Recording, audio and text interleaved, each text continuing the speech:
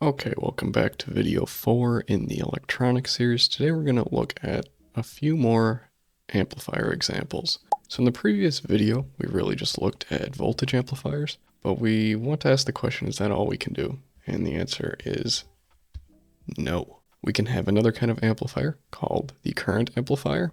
So it looks a little bit similar to the voltage amplifier, except instead of a dependent voltage source, we have a dependent current source, where we have this AISC and then II, and AISC is going to be the short circuit current gain, and I subscript I is going to be the input current. And the input current is pretty easy to find. We just have VI, the input voltage, divided by RI, which is the input impedance. On the right hand side, we have an output impedance or resistance RO, an output current IO, and then an output voltage VO. Now the question is, what is shorted? What does this short circuit current gain attempt to do?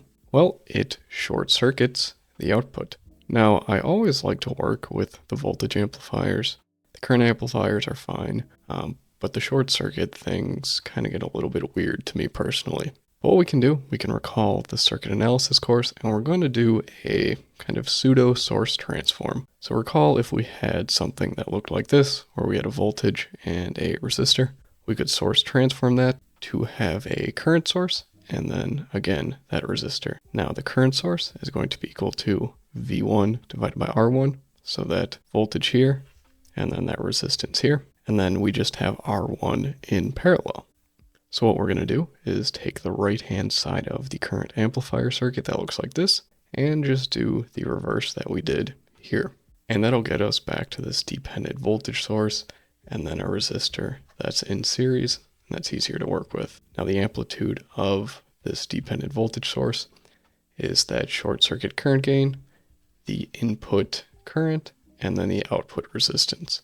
Now the rules still apply, so to find that short circuit current gain, we just short the output. So if we scroll down a little bit, we have our current amplifier that we source transformed right here, pseudo source transform. We shorted the output, and now we have this new term IOSC, so this output current when we have this short circuit, and that's going to be equal to this dependent voltage source divided by this resistance. So we have this right here. Our output resistance just cancels out, and what we can rearrange is that the short circuit current gain is equal to the short circuit output current divided by the input current, where the input current is equal to that input voltage divided by the input resistance or impedance.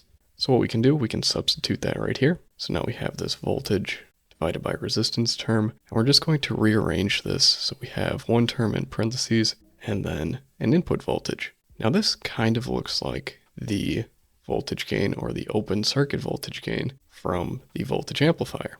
So we're going to kind of make a stretch and say that maybe we can kind of work things out such that the open circuit voltage gain is equal to the short circuit current gain, and then we have this ratio of the output resistance divided by the input resistance. And then we can also say that our output short circuit current is equal to that short circuit current gain times the input current. But that is going to be equal to the open circuit voltage gain, this resistor combination, and then the input voltage divided by the input resistance, which is also equal to the open circuit voltage gain, and then the input voltage divided by the output resistance. So this is kind of going around the block a few times, but it gets you to an understanding of the current amplifier.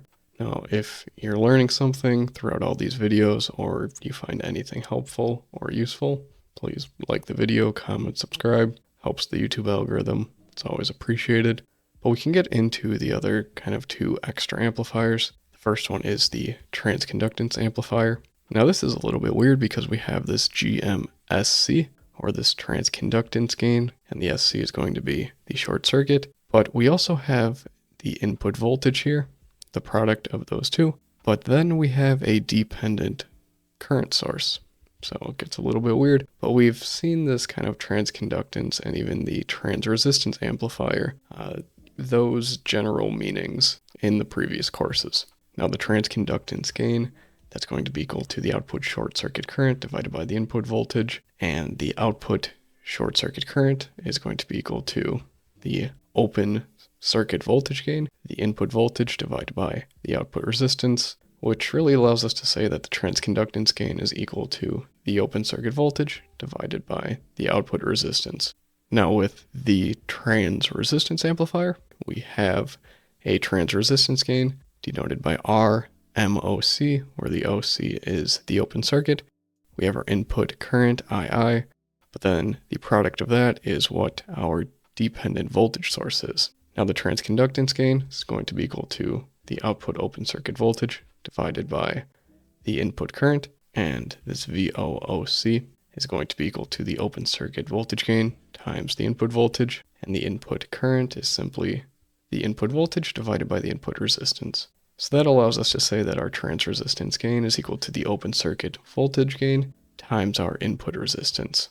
So these are kind of interesting to work with, a little bit confusing, not as easy as the voltage amplifier or the current amplifier, but there are some use cases. We won't get to them in this course, but in a later advanced course we will. And you might ask, why do we even have all these models? Who cares if these are unique? Why not just use the voltage amplifier or current amplifier all the time? Well, it kind of gets into the age-old thing that we looked at in previous courses, where sometimes you only have partial information of a system. And if we look at a case where if we had the input resistance equal to 0 or infinity, you're limited to the systems you can use based off of the equations. Or if you had the output impedance equal to 0 or infinity, you're also limited as well. So sometimes you do have to use things like the trans resistance amplifier. Now you might be thinking, okay, how could the output or input resistance or impedance be equal to infinity? Well, realistically, it can't be, but we denote these systems as high impedance systems. And while they are not infinite values, they are extremely high values relative to everything else in the system, so we kind of make an approximation there. Now, we haven't talked too much about the input or output resistances, and this is kind of where we start to maybe branch into why they can also be impedances, but we'll get to that in the next video. Thank you for watching. We'll see you there.